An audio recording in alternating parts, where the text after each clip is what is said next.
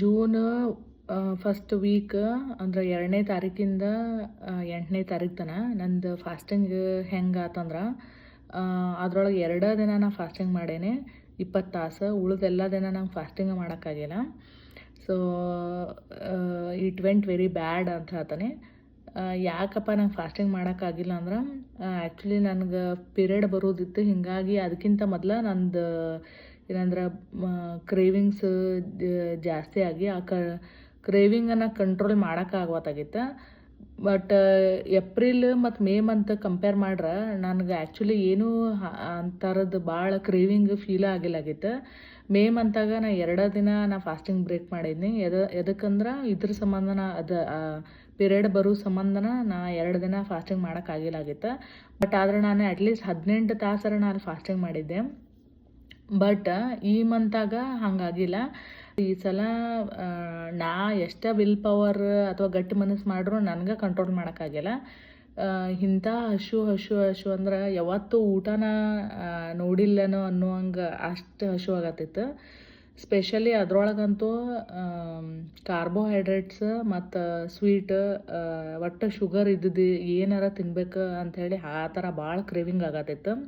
So ಹೀಗಾಗಿ June first ವೀಕಾಗ ನಂಗೆ 2 ದಿನ ಫಾಸ್ಟಿಂಗ್ ಮಾಡೋಕ್ಕಾಗೈತಿ.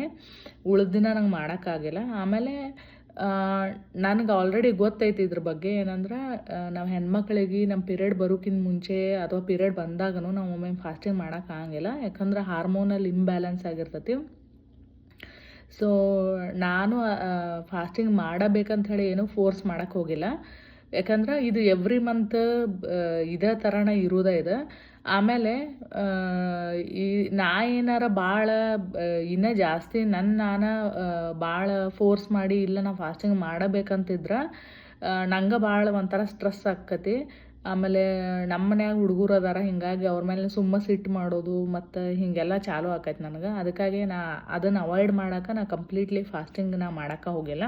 ನನಗೆ ಒಂಥರ ಭಾಳ ಕೆಟ್ಟ ಅನ್ಸತ್ತಿತ್ತು. ನಾ ತಿನ್ನುವಾಗನೂ ನನಗೆ ಕೆಟ್ಟ ಅನ್ಸಕ್ಕೆ ತಿನ್ನಾಕತ್ತೀನಿ. ಯಾಕಂದ್ರೆ ನನಗೆ ಹಂಗೆ ಅನ್ಸಾಕತ್ತಿತ್ತು. ಏನಂದ್ರೆ ಇಷ್ಟೆಲ್ಲ ದಿನ ನಾನು ಎಫರ್ಟ್ ಮಾಡಿದ್ದು 1 ವೀಕಾಗೆಲ್ಲ ಹೋತಲ್ಲಪ್ಪ ನಂದು ಎಫರ್ಟ್ ಅಂಥೇಳಿ ನಂಗೆ ಹಂಗೆ ಅನ್ಸಾಕತ್ತಿತ್ತು.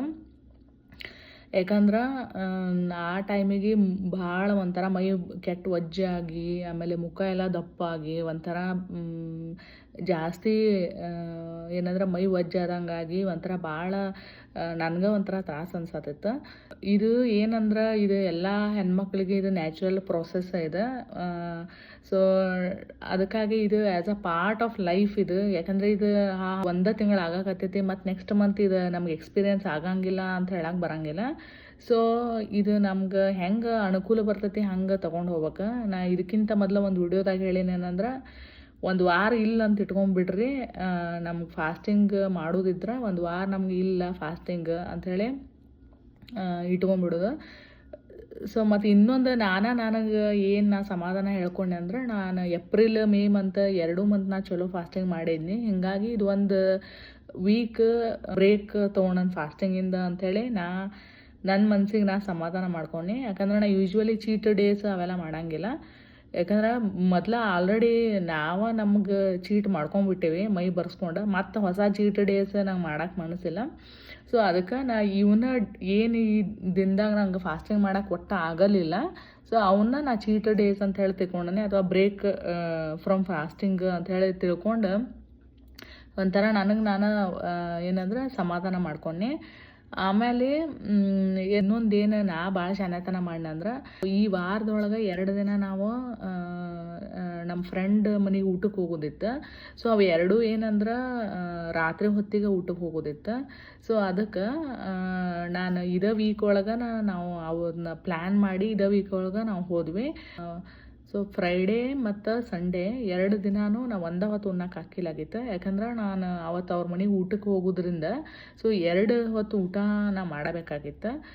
ಏನು ನಮ್ದು ಡಿನ್ನರ್ ಪ್ಲ್ಯಾನ್ ಇತ್ತು. ಸೊ ಅದನ್ನು ಇದೇ ವೀಕ್ ಒಳಗೆ ನಾ ಇಟ್ಕೊಂಡಿದ್ರಿಂದ ನಂದು ಏನಂದ್ರೆ ಅದು ಕರೆಕ್ಟು ಆಯ್ತು. ಯಾಕಂದ್ರೆ ನಾನು ಕ್ರೇವಿಂಗ್ಸು ಇರೋದಕ್ಕೂ ಸರಿ ಆಯ್ತು. ನಾ ಹೆಂಗಿದ್ರು ನಾ ಅಲ್ಲಿ ಹೋಗ್ಲಿಲ್ಲಾರು ನಾ ಮನ್ಯಾಗ ಊಟನ ಮಾಡಾಕಿದ್ನಿ. ಅದ್ರ ಬದಲು ಅಲ್ಲಿ ಹೋದಂಗೂ ಆತು. ನೆಕ್ಸ್ಟ್ ಟೈಮ್ಸು ಅದು ಭಾಳ ಗ್ಯಾಪ್ ಇರ್ತೈತಿ ಇನ್ನೊಂದು ಸಲ ನಾವು ಬೇರೆಯವ್ರ ಮನೆಗೆ ಹೋಗ್ಬೇಕಾರ. ಸೊ ಅದಕ್ಕೆ ಅಟ್ಲೀಸ್ಟ್ ಇದ್ರೊಳಗೆ ಅದೂ ಕವರ್ ಆತು. ನನ್ನ ಹಂಗರ್ ಕಂಟ್ರೋಲ್ ಮಾಡೋ ಅವಶ್ಯಕತೆಯೂ ಇರಲಿಲ್ಲ. ಆಮೇಲೆ ಅವ್ರ ಮನೆಗೆ ನಾವು ಹೋಗಿ ಬಂದಂಗೂ ಆತು. ಸೊ ಎರಡೂ ಕೆಲಸ ಮುಗೀತು. ಅದು ಒಂದು ನನಗೆ ಸಮಾಧಾನ ಐತಿ. ಯಾಕಂದ್ರೆ ಮತ್ತು ಅಕಸ್ಮಾತ್ ನಾ ಆ ವೀಕ್ ಕ್ಯಾನ್ಸಲ್ ಮಾಡಿದ್ನಿ ಅಂದ್ರೆ ಮತ್ತು ಬೇರೆ ದಿನ ಮತ್ತು ನನ್ನ ಫಾಸ್ಟಿಂಗ್ನ ತಪ್ಪಿಸಿ ನಾ ಮತ್ತೆ ಹೋಗ್ಬೇಕಾಗಿತ್ತು. ಸೊ ಒಂಥರ ಈ ವೀಕ್ ಫುಲ್ ರಫ್ ಇತ್ತು. ಯಾಕಂದ್ರೆ ಮೈಂಡಿಗೆ ಗೊತ್ತೈತೆ ಏನಂದ್ರೆ ಭಾಳ ಹೊತ್ತು ಊಟ ಮಾಡೋದು ಚಲೋ ಅಲ್ಲ ಅಂಥೇಳಿ. ಬಟ್ ಆದ್ರೆ ಸೊ ಈ ಏನಂದ್ರೆ ಬಿಫೋರ್ ಪಿರಿಯಡ್ ಬರೋಕ್ಕಿಂತ ಮುಂಚೆ ಏನು ಕ್ರೇವಿಂಗ್ಸ್ ಬರ್ತೈತಿ ಒಂದೊಂದು ಸಲ ಅದು ಭಾಳ ಈಸಿ ಇರ್ತೈತಿ, ಒಂದೊಂದು ಸಲ it will hit you very hard. So ನನಗೆ ಈ ಸಲ ಮಾಡೋಕ್ಕಾಗಿಲ್ಲ. ಈ ವೀಕೆಲ್ಲ ನಾ ಬರೀ 2 ದಿನ ನಾ ಫಾಸ್ಟಿಂಗ್ ಮಾಡೀನಿ. ಆಮೇಲೆ ಈ ವೀಕಾಗ ನಾನು ಏನಂದ್ರೆ ನಾ ವಾಕಿಂಗು ಮಾಡೋಕ್ಕಾಗಿಲ್ಲ. ಸೊ ಯಾಕಂದ್ರೆ ನನಗೆ ಒಂಥರ ನಂಗೆ ಮೈಂಡ್ ರಿಲ್ಯಾಕ್ಸ್ ಬೇಕಾಗಿತ್ತು. ನಂಗೆ ಭಾಳ ಒಂಥರ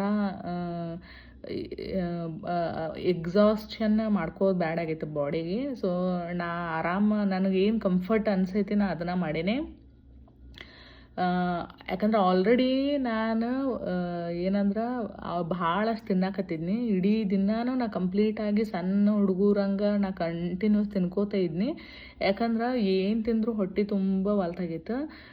ಅದು ಎದಕ್ಕೆ ಆಕೈತೆ ಅಂದ್ರೆ ಬಾಡ್ಯಾಗ ಹಾರ್ಮೋನ್ಗಳು ಚೇಂಜ್ ಆಗೋ ಸಂಬಂಧ ಆಕತಿ.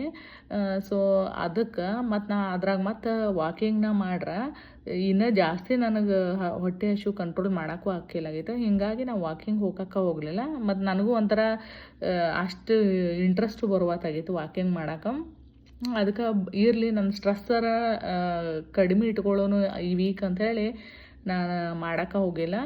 ಸೊ ಫಾಸ್ಟಿಂಗ್ ಮಾಡ್ರೂ ಎಲ್ಲ ಡೇನೂ ಸೇಮ್ ಇರೋಂಗಿಲ್ಲ. ಅದು ಸ್ಮೂತ್ ಟ್ರಾನ್ಸಿಷನ್ ಇರೋಂಗಿಲ್ಲ. ಒಂದೊಂದು ಸಲ ನಾವು ಎಷ್ಟೇ ಫಾಸ್ಟಿಂಗ್ ಒಳಗೆ ಎಕ್ಸ್ಪರ್ಟ್ ಅದೀವಿ ಅಂದರೂ ನಾವು ಬಾಡಿ ಹೆಂಗೆ ಹೇಳತೈತಿ ಹಂಗೆ ಕೇಳ್ಬೇಕಾಕತಿ.